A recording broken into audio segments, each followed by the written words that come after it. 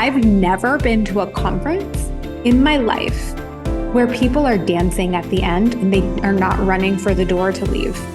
But that was also sending a message. Hey, everybody, this isn't just your basic conference where everyone just goes walking from one room to the other and sit back, sneak out if they don't like it kind of thing. This is you announced right away, this is going to be different. People walked in as strangers and left as family. Hi, everyone. It's Vanessa and Jim. Welcome back to the Kirkpatrick Podcast and welcome to season 2. Hey, Jim, it's been so long. I know, Vanessa. I'm glad to be back in the saddle here. I know. It was pardon us while we get some of our podcasting dust off of us, but we're just still coming off of such a high from the Kirkpatrick Summit. We've had a couple of weeks to rest, recoup, kind of process all that the summit was. And today we're going to be chatting a little bit more with you about what happened at this summit? Why did we do this summit? What were some of those outcomes and what we see for the future with it and how this little summit really is going to change the world.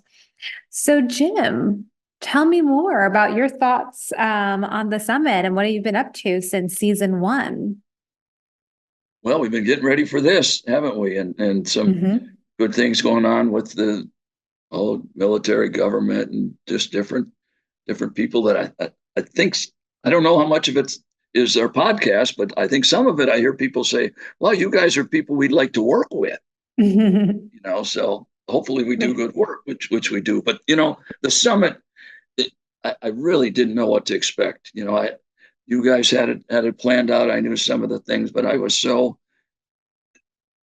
when I first got there, people are sitting there eating a meal. And they're kind of quietly sitting at different tables and kind of looking each other over and stuff.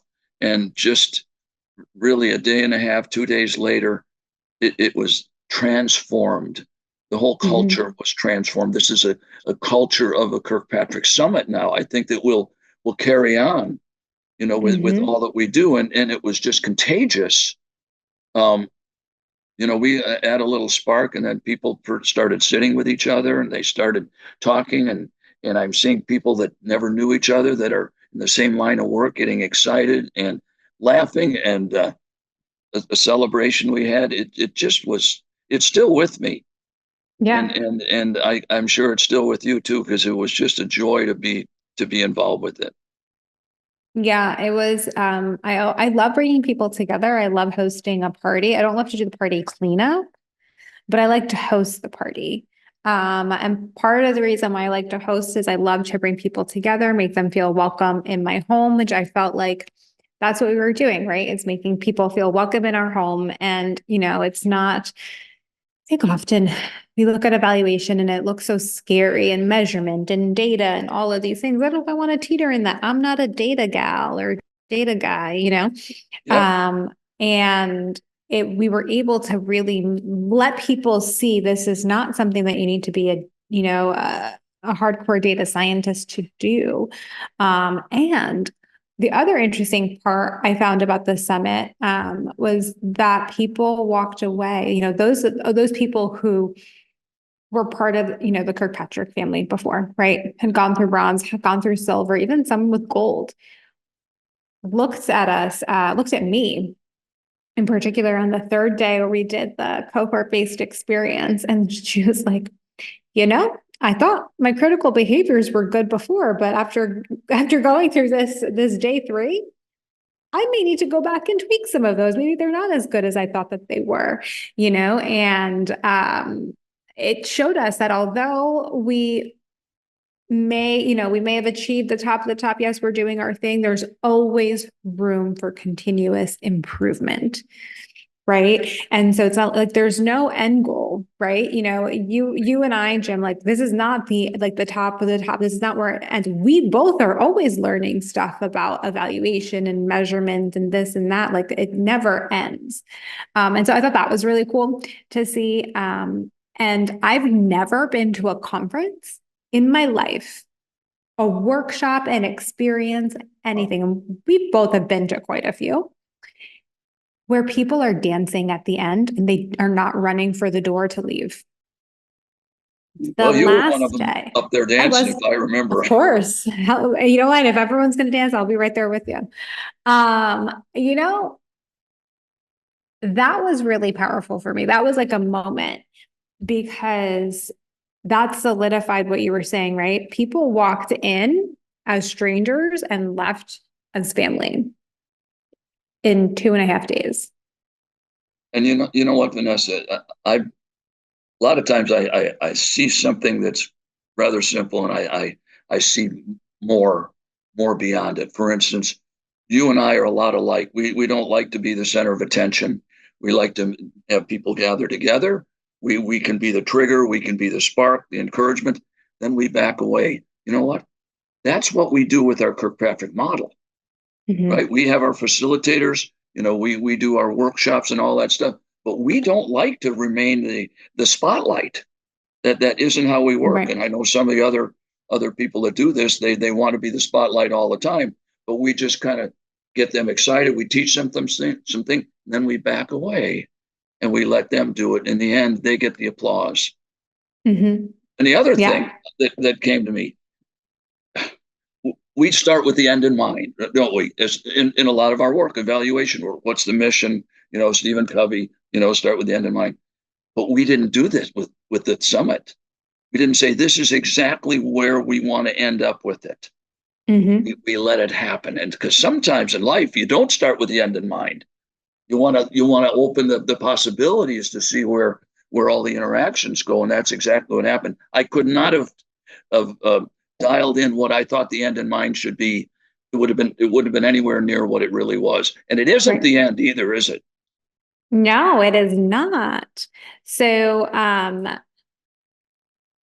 it is very much not the end. So we are actually having a little part two this September back in Dulles, Virginia, because I really loved the food. And I loved the intimacy of the location. It didn't feel like a super big, cold location. So we're gonna be back at the Executive Training Conference Center. Or I'm not probably just said that wrong, Executive Conference and Training Center. And so we will be doing bronze and silver on site with a bonus day 3 where you get to work on your so silver is going to be a little bit longer. It's going to be more of a 3-day in person, but bronze, you're going to be working on your blended evaluation plan in person. And then silver, you're doing some workshopping on day 3 as well. We just wanted to let people continue to connect, and work with each other. And then in 2025, September 9th to 11th, we shall be back with another summit because I just can't let go of how much fun I had. And it won't be exactly like the first one either, will it? Mm-mm. Well, The it same can't be. spirit. It can't be because I can't wear my same silver sparkle outfit. I've got to, I really set the bar pretty high for my attire. Yeah, So you I shocked me a don't few times with the know. brilliance of your presence and your glittery silver. That's why I had to laugh when you said we don't like to be the center of attention. I don't know about that. No, I actually There's don't. times. Oh, there's There's times. times. And then Well, you then this you was my melt away. moment. This was Right. my moment. I knew I was gonna like if I was gonna ever have a Andy Cohen Real Housewives moment, and I was gonna be hosting a reunion. This was my time, and I had to make sure that I shined, literally, figuratively, and literally. But that was also sending a message. Hey, everybody, this isn't just your basic conference where everyone just goes walking from one room to the other and sit back, sneak out if they don't like it, kind of thing. This is you announced right away this is going to be different. And I think Yeah. that's where that set the tone for how it was going to Mhm. go. Yeah, absolutely. So speaking of, let's quickly recap for some of our friends. So day 1, we had our 3 panels. What did you think of the 3 panels? Any ahas, any takeaways? Well, I enjoy panels. I enjoy being a leader in one, draw different people out. I don't quite enjoy as much being on a panel as I do, That leading one. But part I was fun to thought, watch. yeah, then some embarrassing moments and different that, but genuine. And I just thought again, it set the tone that we and the people that we have invited are not just uh, even though some of them are professors, they're real people, and they presented themselves and interacted as real people. And I think that they enjoyed that, and hopefully, I know it inspires me to continue to be part of all this as much as I can. And I think it'll inspire them as well, because I don't exactly remember the content of things too well. I remember the spirit, I remember the energy, and I think that was a really good way to start. Yeah, it What do you really think? was. I thought it was a great way to begin the event, and I really loved the way that you were able to draw out a lot from our Kirkpatrick alumni panelists. It was really cool to see how they are taking what they've learned and applying the model in so many different areas and ways, which I think for some people could be a little bit difficult to kind of wrap their head around, like, how am I doing? I don't measure traditional things. I don't measure training traditionally, and these folks were able to say, this is how we're able to fit the model to fit our needs. Well, and you and I both did the same way. We had some questions, didn't we, that we were going to ask? But just like in a podcast here, we don't exactly follow the script. We go where they go, or we take them where they want to go. We think, wait a minute, you just said something. Go back to that. And I was just so happy to see people be with people that I haven't seen in years. That were on the panel, and old friends, and it almost brings tears to my eyes to see how loyal they are to Kirkpatrick, but more so to what we represent, and that is a better way. Oh, yeah, absolutely. And how loyal they are to helping to meet the mission of their organization. That's huge. Yeah. So, also, friends, another panel that we had was Kirkpatrick Around the World, where you got to meet some of our affiliates that are spreading the Kirkpatrick love. I thought it was really cool to be able to see a live hybrid sort of, event happen. I think that some people are hesitant on the hybrid model, right? Having maybe people participating, Yeah. whatever way, in person and online. And we were able to bring that to life, which I thought was pretty cool. And here really just how, while we're all different and we may have differences culturally, the core of the challenge and the problem is still the same. We're all dealing with it in different ways. Yeah. And I'm glad that nobody dominated. Everybody respected other people, and they kind of either had a little trigger or a little tap to say, okay, I made a good point. And it was just it was balanced, and they play off each other, and she did a Yeah. really good job of working with some pretty diverse people on that on the Around the World panel. And then we had, Jim, the Yeah. Ask Us Anything panel, which was your time and Wendy's time to shine. Thoughts, anything that did not go asked that you want to answer now for the panel, for the Well, audience, the I think I podcast? said enough. You know what? That was the only thing of the whole deal that I was nervous about. I mean, all Mhm. the other things I know I can kind of control, and I can know when to back off and stuff. But this one, I really didn't trust you uh, of what you might ask, and with good reason, because you asked some You pretty shouldn't. You tough things. shouldn't. No, I know that, and you wouldn't let me see the notes ahead of time. So I just had to go in there and take what it was. But I think people appreciated it.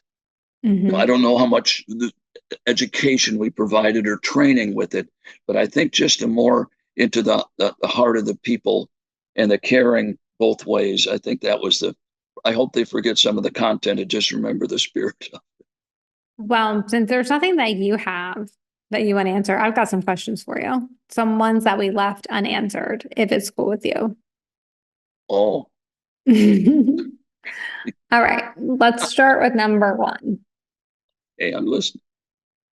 Many people view level 4 as hard to achieve. What's your response to that? I say that is true. And let me tell you why. It's because if you're relying on training and learning alone, it's very hard to achieve. Right? Mhm. With all the effort, and people are working so hard in the traditional learning model, it's very hard to achieve. The other part is it's also hard to achieve when you use the Kirkpatrick approach, because you've got to do different things. You've got to work at level 3. You've got to work at the coaching and the mentoring and helping to inspire people and challenge and encourage. And that's hard too. But the key is, if you do that, level 4 is not hard in and of itself. You don't do anything other than kind of monitor and make some adjustments. But the level 4 will just appear out of the good hard work that is both the learning side and the doing side. But people are scared of it, and they think we can't do it either, and so then it makes it all the more scary for people and all the more hesitant to even try. What do you think? I'd love to dive deeper into this on its own episode on the podcast, because I think this is where people get really stuck. Well, I really need to talk to my stakeholder, my boss really wants me to isolate the value of training, and I'm like, okay. Is training the only reason that you're a really good CEO? No, there's about 100 other things is the reason that you're a really good CEO or a really good manager, or whatever the case may be, a really good employee. That's, how do you isolate that? How do you, you can't. Well, you need a room full of calculations to try and do it. Mm-hmm. And still, it just doesn't make any common sense that a single event in your life has made who you are. Exactly. It just doesn't even make any sense that a single event of people sitting in a classroom is going to lead to anything significant. Just doesn't, for me, pass the get real test. No, exactly. So that's my synopsis of how I feel about level 4 being hard to achieve. I think that, the traditional way of how you are trying to achieve level 4, yes, it is difficult. Is level 4 actually hard to achieve? No, because if you're doing, like you said, the work at level 3, and you understand what leading indicators you're looking for at level 4, you're going to start to see how, what the impact is. And, if, things are trending in the right direction. If they're not, where do we need to monitor? Just where's the problem truly lying? And sometimes it's not your training. That sounds like Vanessa, the mother, speaking, because, right, you work with your girls, you do the right things with them, you correct them, you urge them on, and the level 4, as a result, it doesn't necessarily mean that you stare at graduation, but all the things that they're turning out to be in response to what you do, that's the magic. And it's the same thing as our model. It's all the ways that you guide and correct and help and encourage that helps them choose to do things that will be better for them and better for others around them. Same with our model. Absolutely. And I know you're good at it. So anyway. Thank you. Thank you very much. One last question that I kind of want to chat about, and the rest of these I actually want to hold for some future podcasts. So you had a lot of really good questions and good conversations from participants at the summit. What were some of the common questions you were getting? What was some of the good advice you were giving out to help them, with their work, either directly on a project or just in general with evaluation? Oh my, there were a lot. I pretty much wanted to sit with everybody and find out what was going on and just let them talk. And a lot of it was good old level 3. They think, many of them, even Kirkpatrick graduates, think that level 3 is measuring it. And what that is saying is you do a survey, or you do a focus group down the road. And I was surprised that I had to keep saying it's more about influencing the behavior and then monitoring it and measuring it along the way. But you've got to first. It just doesn't come naturally. It doesn't come from level 1 and 2. It comes from the good hard work of the required drivers. So we talked a lot about that. I asked them a lot of the things that they're doing to help inspire and compel people to do their job. And I heard a lot of things I wish I'd written down because I can't remember them now. But there were the good ideas about that. Yeah, it's funny that you mentioned required drivers. I was reading through some notes from some of the team members of, feedback on the event, what they heard, kind of being their ear to the streets. And that was the big feedback, is a lot of people did not understand the required drivers, and they finally clicked. I finally understood it from coming to this event and how crucial they are. And really, what we talk about often, right, is putting together that performance package. When you're getting that request and you identify, okay, well, training's not the entire solution, it's part of the solution, right? We need to relook at this and maybe have it pass the sniff test, right? Like the get real test. And we need to adjust some things in our training. So, but we also need to be doing X, Y, and Z. And instead of making that an afterthought, having a plan to develop that from the beginning, right? If it's a job aid, putting it into the production schedule. We need a job aid to accompany that. If it's, you need to be having conversations with your managers. Well, we need to be providing the conversation guide for our managers and saying, hey, this is when you should be checking with your team on these things. And here are the questions that you're going to want to ask, right? And if you can do more of those things to influence the behaviors in which you would like, that is when level 3 starts to actually make more sense. And you could actually get to those level 4 results, in my humble opinion. Well, you're expert. Humbly. Well, that's all right. But I think what happened without us even deliberately trying to make it happen is prove. I don't use that word very much. I also say evidence, but I think we proved that the key is relationships. And that's what was created there. We only had 2 days to do it. Some people stayed a little longer, a day and a half to do it, is to somehow set the stage and the modeling that we are here to get to know each other and to build relationship. I saw them exchanging information with each other and contact information. They will keep that going. And I know I came away with a stronger spirit and encouragement, because not so much what was said by the great speakers, but how they said it and how everybody looked out for everyone else. Yeah, and the support that they were giving to the people that were in their sessions, right? That was really cool to see. And then, of course, there was a celebration. There were some awards. There may be an award recipient on this line right now. I don't know. And I think that was it. For me, that was really cool to see, to be able to give out some awards for some really great work that people are doing. People that weren't even present, right? Even won some awards, which was really nice. And they are, they're just doing some really great work. And we wanted to make sure that we were honoring them and honoring that, they are very excited to find out that they won, and to receive their award. And we'll be announcing them very soon. And I think that that's just going to continue to be contagious, to show people, oh, wow, this can be done. Right. And some of those winners weren't even our traditional training programs. I think that's going to be really cool too. That was why I was because I've been busy with other things. I really wasn't involved with the awards, designations and stuff, which was fine.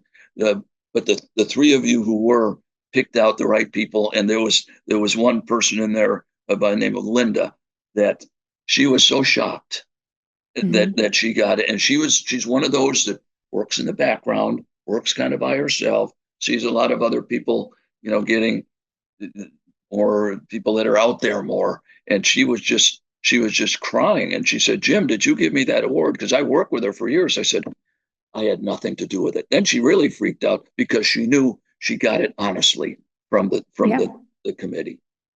Yeah, I think that was that. She is so just a ball of energy, and you think I put on a good outfit? You all should have seen her session. She came in her construction gear, talking about safety training and programs, and that she's a ball of fun.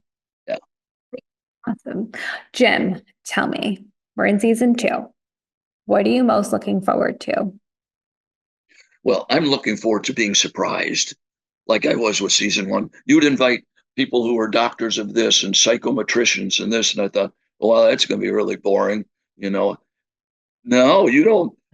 Whoever picks those people, they're not boring. They surprised me, and shame on me for kind of prejudging that a professor is going to be stuffy.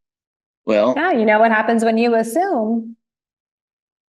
You know what that phrase is.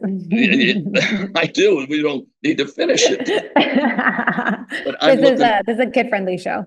I'm looking forward to be surprised, and you're full of them too. Not full of it, full of them.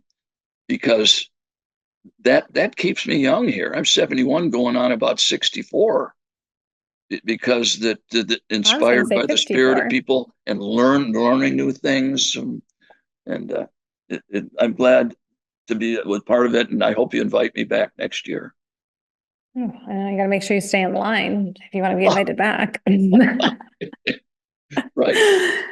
No, I think I'm excited. We learned a lot in season one. It's really cool. You know, we've been spending some time on the back end looking at the analytics and what people are enjoying and the questions and where people are listening from. You know, this is not just a US based podcast. I mean, there are people all over the globe that are listening, which is really cool. And I'm really excited just to learn more. You know, I had my background in Kirkpatrick, I had my experiences, but this is just opening me up to worlds of more people that are doing more of that work, which has been awesome. And I think that season 2 is going to be pretty fun, and have a lot of surprises and just, you know, continue to provide support to others. And then hope this is it. This is my last time in this home. Next time we shall be in, yeah, tomorrow we close and I will be a Floridian, technically on Monday, but I won't actually get there until July 1st. So after that, Jim, whole new background. You're going to meet Florida, Vanessa. You think Jersey, Vanessa was a trip. Okay. Look out for Florida, Vanessa. She gets a little sunshine, she gets a tan, and she's just a whole lot of fun. Well, I'll be looking forward to that, and I'm glad. It's never an easy journey working two houses and two offers and things like that, and negotiation. I'm glad you guys are going to be together, and thanks. Yeah, and just throw a little summit in the middle of that, you know. So just a few things before we go.